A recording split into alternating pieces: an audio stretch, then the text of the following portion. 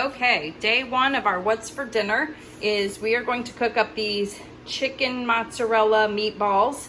They don't look very attractive right now, but they're gonna be delicious, I'm pretty sure. It said on the package, there was 3 different ways you could cook them. You could cook them in the oven, or the toaster oven, or the stovetop. I think I'm going to saute mine on the stovetop with some olive oil. And then we actually have some leftover homemade Alfredo sauce that we're gonna pour over them. And then I'm gonna have a side salad. So we're gonna make the Caesar salad.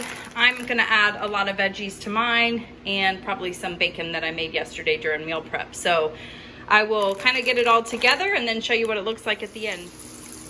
All right, so here's what the meatballs look like as they're browning. We like ours a little crispy on the edge. So they are pre-cooked already too. You're basically just, reheating them. I had mine in the freezer and they came in a 2-pack at Sam's, and we just took 1 pack out. That's what we're gonna have tonight with the salad, and the other pack is still in the freezer for another meal. But I let it defrost today. Andy put it in the fridge for me, and then now we're making it up. So here's the homemade Alfredo. I'm just gonna probably pour it on top of it. But these really taste very like Italian also, so you could use this just with regular marinara sauce too. So there's definitely some other possibilities. So I've got my salad stuff that I'm throwing away. I'm throwing away the croutons, guys. We're not gonna eat those. But I chopped up some cucumber for myself, a half of a tomato, and 1 of the sweet peppers. I'm going to use this Parmesan cheese that was in the kit and this black pepper, probably just for mine though. I'm gonna chop up a little bit of this bacon as well, but as you can see, that's what mine is starting to look like. That looks so fresh and colorful. I really can't wait to dig into that. And Andy's is very simple. This is pretty much it. I'm gonna throw some cheese in it and some bacon. And yeah, that's it. So I will show you what the meatballs look like plated up in just a minute. All right, so this is the final look. This is the chicken mozzarella meatballs with some homemade Alfredo sauce on top. And then this is Andy's salad. He's got a little bit of that Caesar dressing from the Caesar salad packet, and you can see the bacon and the Parmesan on there. That looks delicious. And then here's my salad. Same thing, I just added some veggies with mine, 1 slice of bacon on mine, and I just have a couple of meatballs. But for my dressing, I thought I would try this new one that I found this weekend, the Sir Kensington's Dijon Balsamic. So I'm gonna try that. I don't even know what it looks like. And of course, I don't have it opened all the way. It's actually very thick too. So, oh, there we go. Whoa, that's a lot. I hope I like it. But yeah, that is what's for dinner tonight. So you can just kind of make what you have, kind of put things together, get creative. I feel like you could really do any kind of sauce with this also. Like I said, the marinara or the Alfredo or or just by itself, or make some 90-second bread and make a meatball sandwich. I don't know, but that is what's for dinner tonight. Hey everyone, welcome back to Hopeful Planning. So tonight we are gonna have nachos, and I'm trying to get my ground beef in the skillet, but it's not working as gracefully as I would have liked. All right, so I got this beef from Sam's. I think it says organic, but I don't think it's the grass-fed. Let me wash my hands real quick. But we're gonna brown it up, obviously. And I'm gonna use my handy dandy chopper. Have you guys used one of these? This is a Pampered Chef one that I got years ago, but there are plenty more out there nowadays that are, less expensive. I think they all do the same job. It's chop up your meat, but we're gonna cook this up. This tool is so handy though. I've got some homemade taco seasoning that I'm gonna put in here. I got the recipe from the Southern Keto Cookbook, which you guys know is my favorite cookbook, the keto one. And it says once you mix all the taco seasoning together, it says that 2 tablespoons is good for 1 pound of meat, and that's how much meat we're using here. So I'll be adding 2 tablespoons of the taco seasoning. I might drain this meat just a little bit. I know that normally we don't need to. We want the fat. Please excuse Ralphie. He is jealous right now because I'm not paying attention to him. But he is, hold on. Come here, silly. So what I'll probably do is drain it a little bit because this is 85%. So it's a pretty fatty, 15% fat. Now we're just gonna wait for this. I know you probably don't want to see it start browning, but you can kind of hear it. Listen, hear it sizzling. So the temperature is going up. We're going to go ahead and cook this up completely. Put the taco seasoning in. Add a little bit of water so it'll all soak up really well. And then I'm going to be putting these homemade nacho chips that I made yesterday during my meal prep. It was just 1 package of tortillas, the low carb tortillas. And I'm just gonna lay them out on my cookie sheet and we're gonna top it with a bunch of stuff. The taco meat, I'll probably put some jalapenos. Gosh, that's probably it, because everything else is like guacamole, sour cream, salsa, those kinds of things. Andy's not big into, and then the cheese. No, we're putting cheese on there for sure. But Andy probably doesn't want any veggies or anything, so we'll stick it in the oven just to kind of warm it up and have the cheese melt. And we're gonna have nachos tonight, guys, so stay tuned. I'll bring it back when I assemble them. Okay, so I'm back and I have drained my ground beef and put a little bit of water in it. And now I'm adding the taco seasoning. And guys, if you make this taco seasoning, look at that. It probably went up to this like line here. And 2 tablespoons for each time you make tacos. Not bad. I mean, that will last you for a long time. And you know what's going in the ingredients too, you know, which is nice. So let me turn the heat down a little bit. I'll make sure that I link the cookbook down below, and so you guys can access it if you want and purchase it if you want. I love this cookbook so much that I was actually thinking about, when I do my first giveaway, is giving this one away as one of the prizes. What do you guys think? Would you want that cookbook, or do you already have it? If you do have it, what is your favorite recipe out of it? Because we've made quite a few, and I have not made one thing that has disappointed me. I've loved every single thing I've made out of it. All right, so here we are. I'm just gonna turn this way down low and just let that soak up. And that taco meat is pretty much done. What I'm gonna do now is lay out the chips. And this is a lot of chips, but whatever we don't eat, we'll have as leftovers the next day. That's kind of how we look at it. If you guys haven't seen my video on how to make your own tortilla chips, low carb ones, I will put that up in the corner for you to see. Pretty simple. I recommend having a couple of cookie sheets or baking sheets when you do it, because that's probably the only thing, is just waiting for them to get done. It probably took me 2 rounds in the oven with the 2 cookie sheets I have. So all right, so there we are. We've got them laid out. This is still kind of soaking up. Yeah, there we go. It's soaking up all those yummy juices. I think the water helps the seasoning incorporate, you know, kind of get into that meat so it's tasty. All right, so what we're gonna do now is I'll turn this way so you can see it better. I'm just gonna layer this meat all over. Man, back in the day when we would make this with like Tostitos, we would put refried beans down or black beans. That's probably one of the things I miss the most. I really did love like beans and rice and stuff like that, but that's okay. This is just almost as good. Definitely gets that craving that you're having.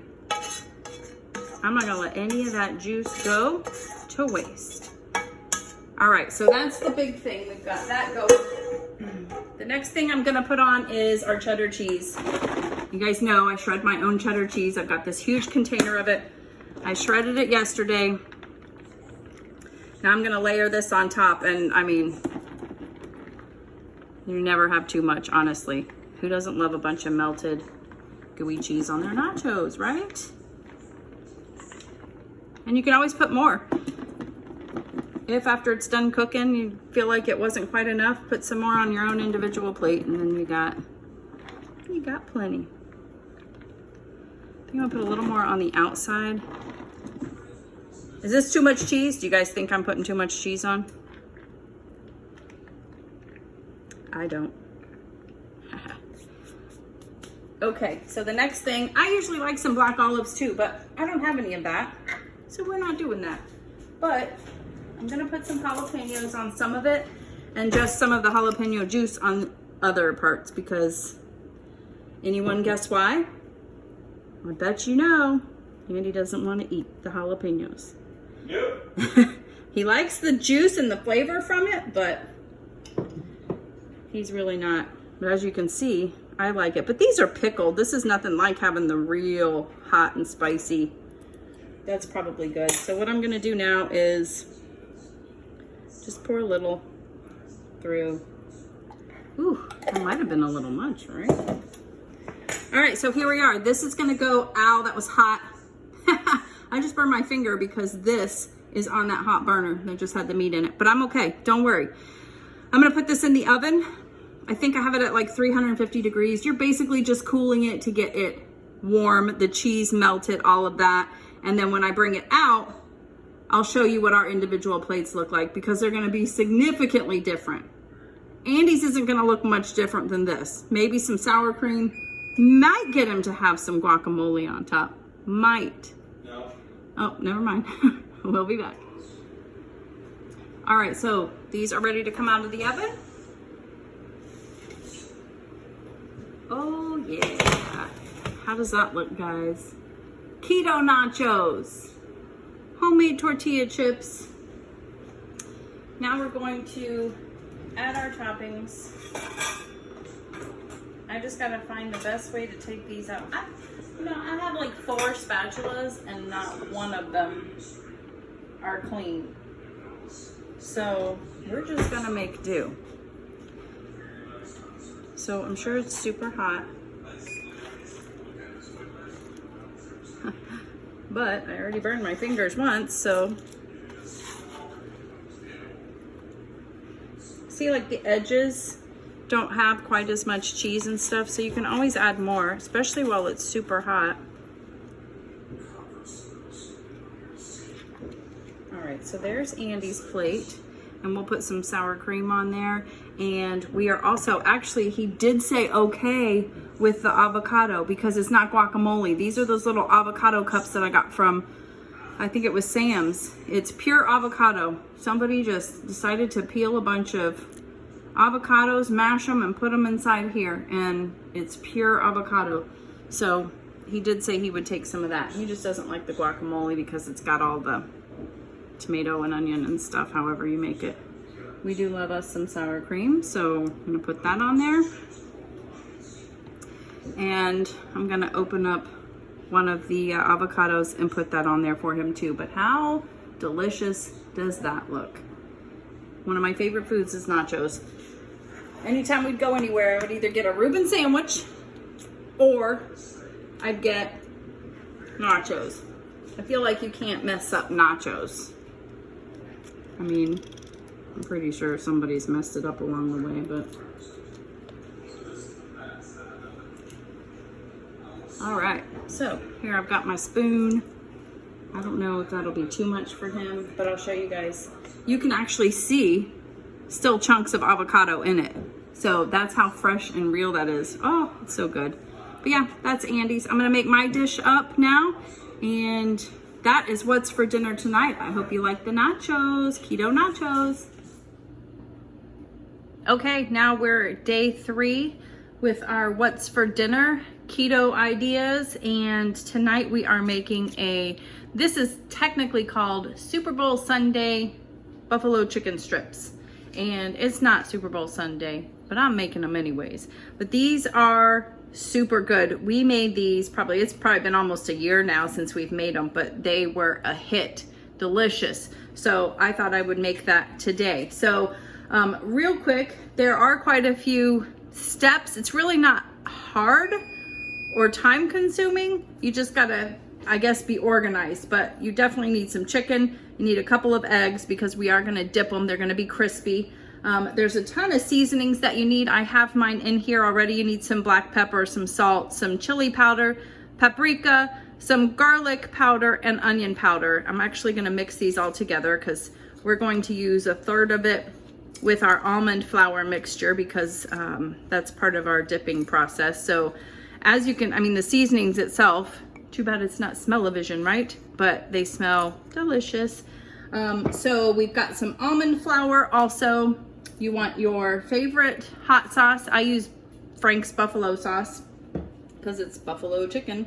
You need a couple tablespoons of butter and some olive oil, which I don't need to show you that. So what it does say is to pat your chicken dry, which I've done that already, and I've cut them into strips. You want to cut them long ways, not butterfly long ways, to make them look like strips. Then you're going to get a cookie sheet or baking rack, line it with some aluminum foil. By the way, this is the foil that I bought at the Dollar Tree, and I told you I hadn't bought foil from there before, and it was the first and last time I will buy foil from there. Even though it said heavy duty, it's very flimsy and weak, but it'll do the job for now. So just a little tip there if you saw that grocery haul. But then you're gonna put a rack, a cooling rack on top of it, because basically we're gonna be drizzling it with some olive oil, the chicken, and you want that to not make a mess. And you want it to fall down so everything gets crispy. Okay, so we're at that step right now where I need to add some of the seasoning. I'm gonna make my dredging station where I'm gonna coat everything with the egg mixture and the almond flour mixture. So next I'm gonna put a little bit of, can you guys see me? No, it's a little over. I'm gonna put some of the seasoning in here. We're gonna use the rest of that seasoning for the chicken itself. So it's gonna be very seasoned. And with the almond flour, it always gets very like clumpy and lumpy. So just make sure you get all of those lumps out. I will have this recipe down below. I got it from Ruled Me, that website. They have a lot of great recipes, but I will definitely make sure I link it down below because it is definitely worth making, I think anyways. Next, I'm gonna beat my eggs, whisk those, because we're gonna get ready to get this going. I've got my oven preheated to 400 degrees. You heard it beep just a little bit ago. So let's whisk these eggs real quick together.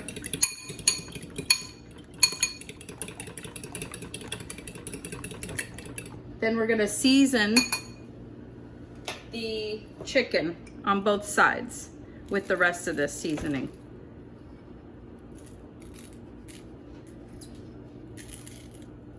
And then flip them over and do the same thing.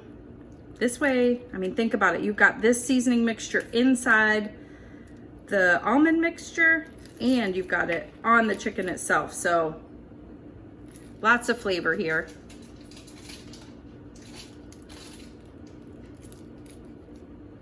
Okay, so we've got our chicken seasoned. Then we're gonna dip them in the egg mixture. Then we're gonna put them in the almond flour.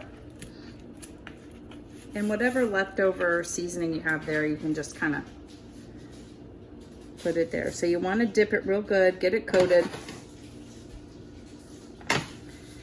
And then we're gonna do the same the almond flour mixture. And this is another good reason to have the baking rack. Can you guys see that? You're gonna lay it there and then all that leftover almond flour will you know, kind of fall off too, so it won't get clumpy.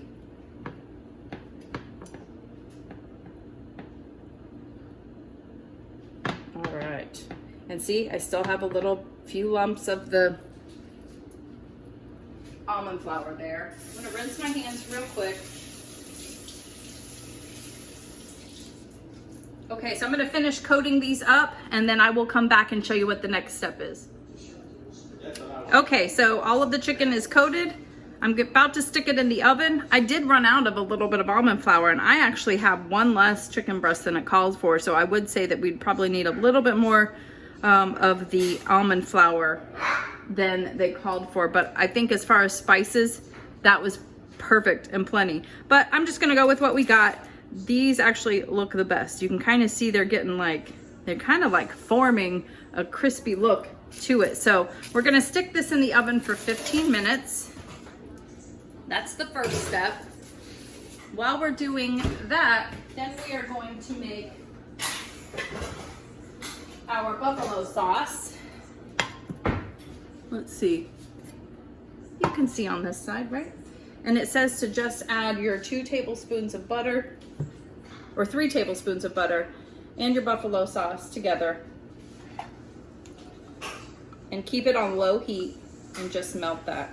I'm not really sure why we add the butter. I'm sure it's just for flavor, kind of makes it a little more rich, fatty for sure, and creamy. So while that is working, we're gonna have that melting. Then we're gonna take the chicken out after 15 minutes and drizzle the top of it with some of the olive oil. Half of it on one side, then we're gonna broil it for 3 minutes, flip the chicken over, and then we're gonna drizzle the rest of the olive oil on the other side, and we're gonna broil that as well.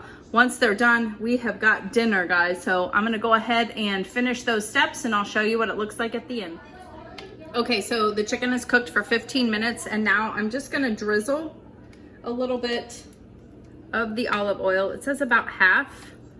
So 2 tablespoons over one side. And this is another reason why you have the baking rack too.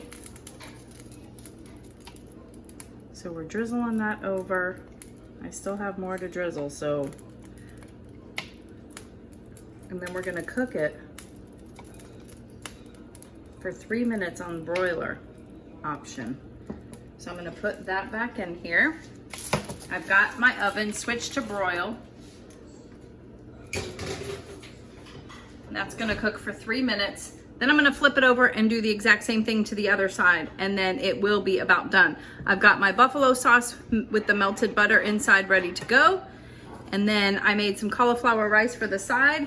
They did say to put some blue cheese crumbles on the top of it, but I did not have that, so I've got a really, really dirty keto option, the Marzetti chunky blue cheese dressing. It has 1 carb per serving. There is some sugar and everything, but I'm just kind of making do with what we have. I did not have the other, so we are gonna have this on it tonight. So I will be right back and show you the final product. Okay, I just took them out of the oven and look at how golden and crispy they look. Doesn't that look delicious? So let me plate it up for you. I'm going to, you could use anything as a side, obviously. I just used a little bit of cauliflower rice that I had and kind of seasoned it up with some salt, black pepper, some Parmesan cheese, and then put bacon grease in it for some like bacony flavor. And then look at these, oh my gosh. They look so good. So that makes sense, putting it under the broiler with the olive oil kind of helps it brown up more. So I'm gonna give a couple of these to Andy. And then what we'll do is we'll pour, actually brush, I wanna brush on the sauce. You could pour it on, whatever works for you. I'm gonna brush it on. You could use any hot sauce that you wanted to. I just made a mess, but we like the Frank's. I actually make a buffalo chicken dip that, I think that's why we like this so much, because it's got those very same flavors. All right, so we've got that there. And then we're gonna put a little bit of the dressing on top. I did ask Andy and he said he would have a little bit of the dressing. But in your case, you would probably do the blue cheese crumbles instead. But that is what's for dinner tonight, guys. Buffalo chicken strips, keto version. What do you think?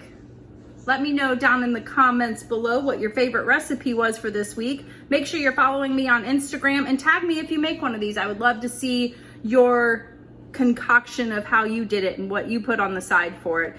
If you are not subscribed, I would really love it if you would consider subscribing. For those of you that are subscribed, thank you so much for watching, and I will see you guys on the next one.